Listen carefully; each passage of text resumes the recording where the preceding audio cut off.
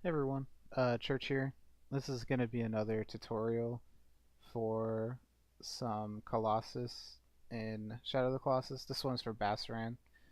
Um, this is probably one of the most tricky ones.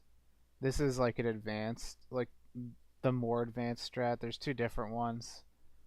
This one is the more advanced of the two, so if you're feeling up to the challenge, I would definitely recommend learning this one as it could get you around uh, in this video I get like 46 seconds, but you can get, maybe a little bit faster than that or around 50 seconds, sub 1 minute. Anywhere around there is a lot better than doing the rib strat and only getting like a minute and 40 seconds. So everything about this is important.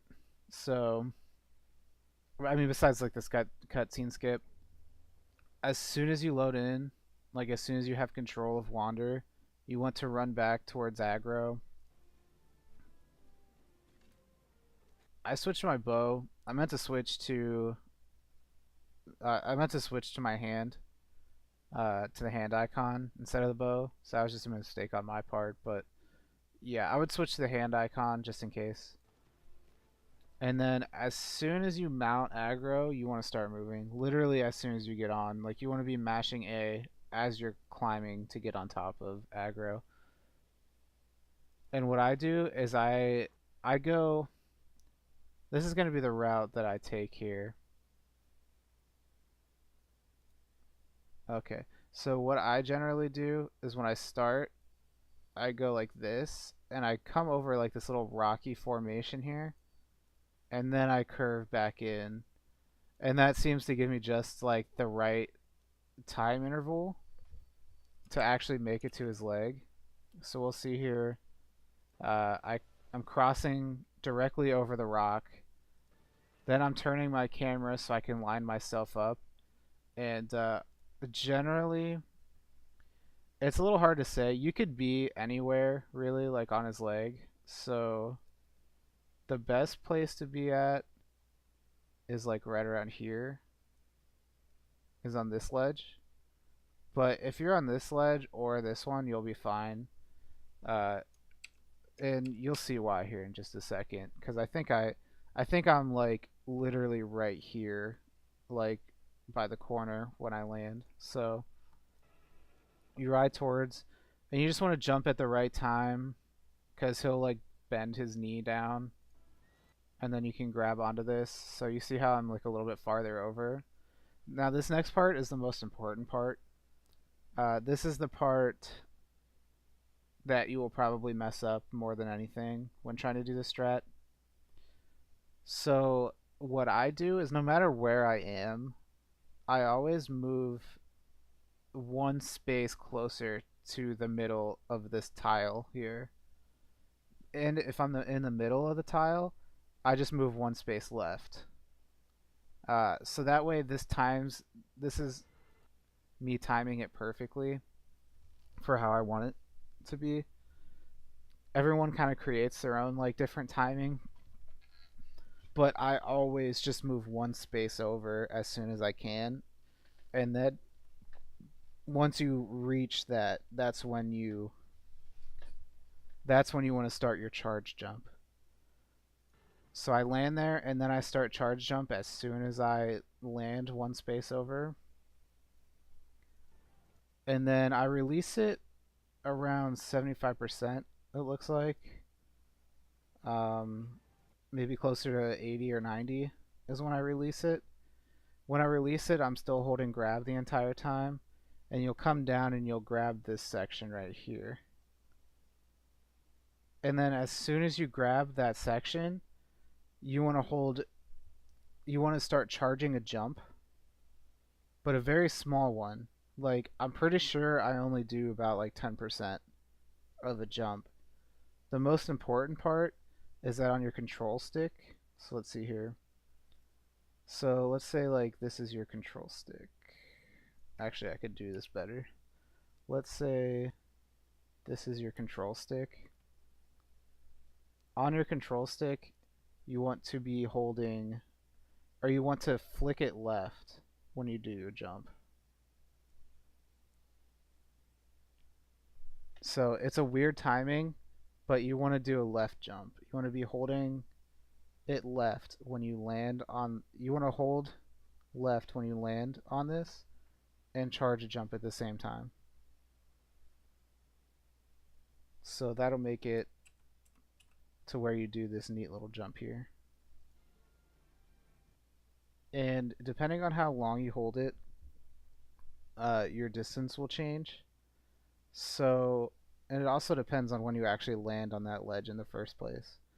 So let's say you landed here like a little bit later. You would definitely want to do less of a charge jump sideways, because that'll send you a further distance. The less you charge your side jump, the further you'll go. So say I got to this ledge really early and I like didn't even really do any of a charge on a side jump, I would go flying way over Basaran. So basically, it's just getting a feel for the side jump. It's kind of similar to Argus's.